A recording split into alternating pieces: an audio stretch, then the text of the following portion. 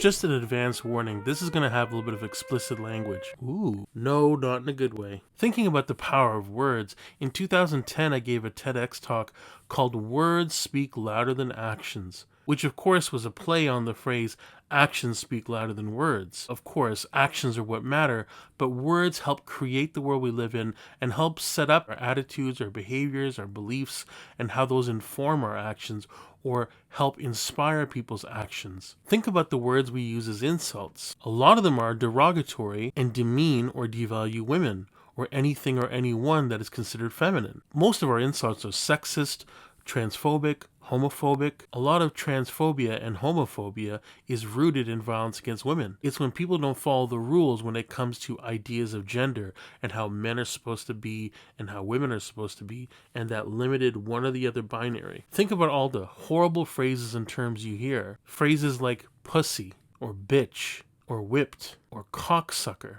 It implies two things. There's the person who has the cock and the person who's doing the sucking. The insult is that it creates a hierarchy as far as who has power over and who is under power, or doing the performing, doing the giving. Think of the lyrics in that Kanye West song, New Slaves. You see its leaders and its followers, but I'd rather be a dick than a swallower. But it's not just how we use words that describe women or the feminine that are insults. Think of the word vagina. Do you know where the term vagina comes from? Like what it actually refers to? Well, that's a twofold answer. The term vagina is a Latin term that means sheath or scabbard for your sword. So it'd be the place that you would return your bloodied sword. The Latin term gladius refers to sword and penis. Just think about how loaded that whole situation is when we talk about the vagina. What does this mean for people with vaginas and people with vulvas, people with penises? Freya Norden of The Sensualist had a conversation about this on her Facebook page. The vagina actually refers to the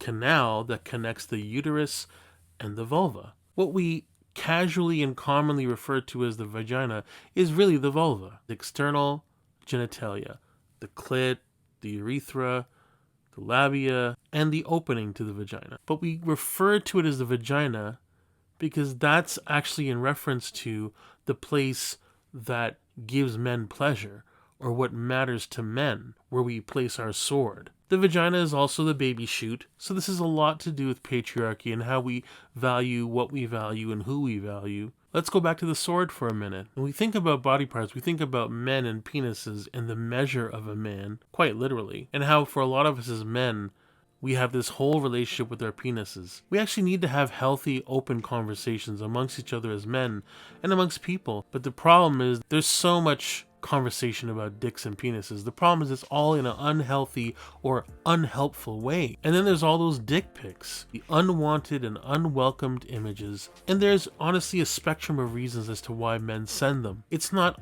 exclusively because they're trying to offend or demean or devalue women. For some men who are lacking in emotional literacy, it's actually this really warped way of trying to connect and just cutting to the chase and saying, am I worthy? Is this enough for you? Am I enough for you? I think men today are seeing women celebrating their diverse bodies, the diverse bodies of women.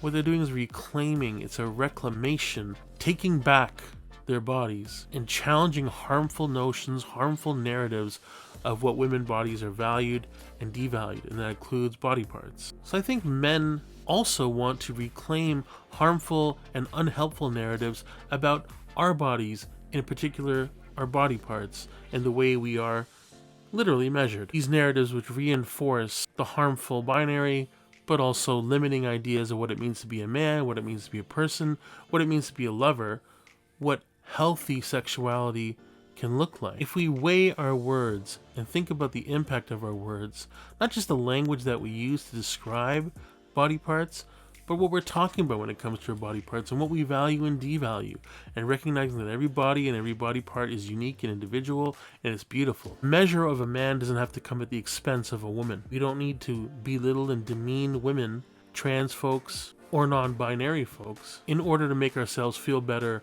or to achieve status at their expense. So we're talking about the measure of a man rather than the measure of a man being what we can demonstrate, what we own, or what we can produce. How about the measure of a man being how we serve and how we give and how we live. That means as people, that means as lovers, that means just as people in general in the community, how we treat each other. So when it comes to body parts, don't be a dick about it.